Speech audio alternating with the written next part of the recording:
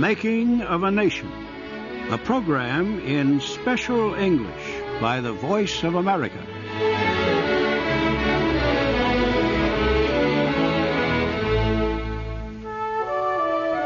The stock market crash of 1929 began a long and difficult period for the United States.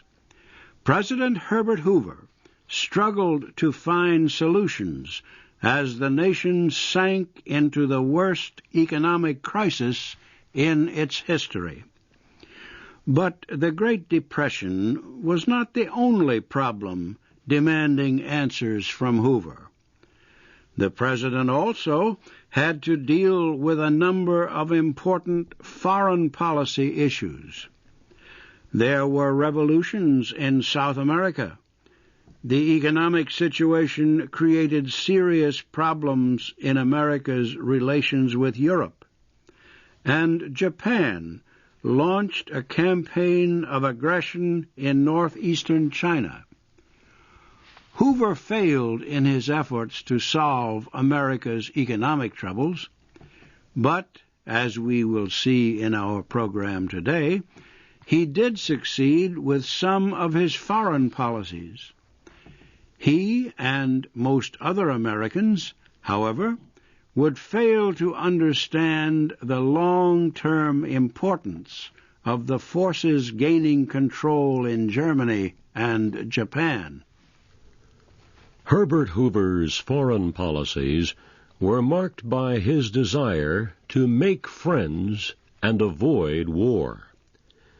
Like most Americans, the new president had been shocked by World War I. Hoover had seen the results of that terrible war with his own eyes. He led the international effort to feed the many European civilian victims of the fighting. And the new president was a member of the Quaker religious group that traditionally opposes armed conflict. Hoover shared the wish of most Americans that the world would never again fight a major war. He felt the bloody bodies at Verdun, the Marne, and the other battlefields of World War I showed that conflict should be settled by peaceful negotiations. Hoover worked toward this goal even before he entered the White House. Following his election, he had several months free before becoming president. Hoover used this period to travel to Latin America for 10 weeks. He wanted to show Latin American nations that they could trust the United States to honor their rights as independent nations. Hoover kept his word. The year after he took office, his administration announced that it would recognize the governments of all Latin American countries, including governments that the United States did not like. Hoover told the nation that he would not follow the Latin American policies of President Theodore Roosevelt. Roosevelt had decided in 1904 that the United States had a right to intervene in Latin America if governments there did not act in the right way. Hoover said this was wrong. He told the country that it was more important to use friendship instead of force. Hoover withdrew American forces from Nicaragua. He arranged to withdraw them from Haiti. And he showed restraint as some 50 revolutions shook the nations of Latin America. Some revolutionary governments opposed the United States. They refused to pay debts to American companies or claimed ownership of foreign property. But Hoover refused to advance American interests by force. He wanted to prove that the United States could act towards Latin American nations as equals. The policy was quite successful, and relations between the United States and Latin American countries generally improved under Hoover's leadership. The situation in Europe was much more difficult and serious for the United States. The problem was simple: money. The Great Depression did not stop at America's borders. It moved to Britain, Europe, and beyond, and it brought extremely hard economic conditions. In Germany, the value of the national currency, the mark, collapsed. German people were forced to buy goods with hundreds, thousands, and millions of marks. They lost faith in the existing system, and they looked for some new leader to provide solutions. The economic crisis also put great pressure on the international circle of debt that had been created after the war. Suddenly, American bankers could no longer make loans to Germany. This meant that Germany could not pay back war debts to France and the other Allied nations of World War I. And without this money, the Allied nations could not repay money they owed American banks. The circle of debt fell apart. The situation grew steadily worse throughout the early months of 1930.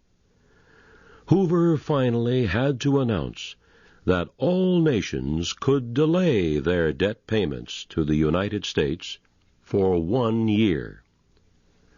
Hoover's action did what he wanted it to. It put a temporary stop to the international debt crisis. But it caused great damage to private banks. People lost faith in banks. Throughout Europe, people withdrew their money from banks. As a result, the European banks could not repay more than $1,000 million they had borrowed from private American banks. This was not the only problem. Nations throughout Europe also were forced to take their currencies off the gold standard. This meant their money no longer could be exchanged for gold.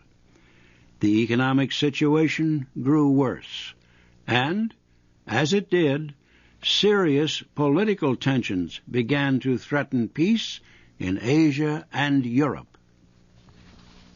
The threat in Asia became clear first. Japan had defeated Russia in a war in 1905. The victory gave Japan control over the economy of southern Manchuria in the northeastern part of China. As years passed, Japan began to feel threatened by two forces. First, Chinese leader Chiang Kai-shek was trying to organize all of China under the control of his nationalist forces. Second, Russia was extending the Chinese Eastern Railway to the Siberian city of Vladivostok. Japan's army took control of the government in Tokyo in late 1931. The army was fearful of the growing threat to Japan's control of Manchuria. So, it moved Japanese troops immediately into several Manchurian cities, and it claimed political control of the whole area. President Hoover and most Americans opposed Japan's aggression strongly, but they were not willing to take any action that might lead to another major war. Japan's military leaders knew that the people of Europe and America had no desire to fight to protect China, and so their army marched on. It invaded the huge city of Shanghai, killing thousands of civilians. Western leaders condemned the action. American Secretary of State Henry Stimson said the United States would not recognize Japanese control in these areas of China.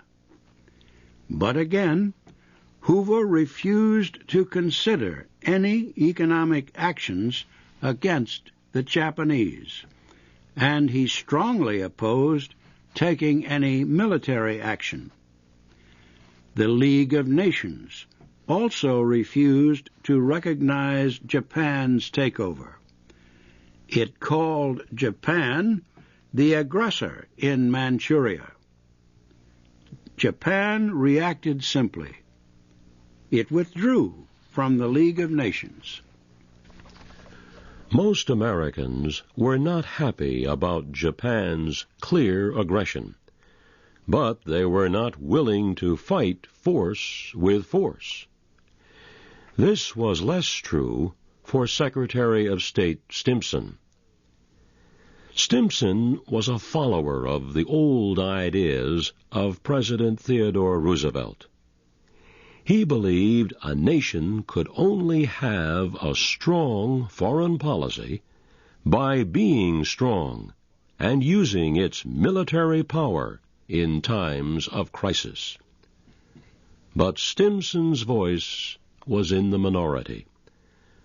Most Americans did not believe Japan really threatened the security of the United States, and they were not ready to risk their lives to help people in China. Many Americans would change their opinion about Japan only after its airplanes attacked the American military base at Pearl Harbor, Hawaii, in 1941. The same story was true in Europe. France was worried about the rising power of the Nazis in Germany and of fascists in Italy and Spain. It proposed creation of an international army. Hoover opposed the plan. He called for all nations to reduce their weapons. He believed negotiation, not force, was the way to solve the problem. But the new leaders in Germany and Japan would listen much more closely to the footsteps of marching troops than to the high words of political leaders or peace supporters.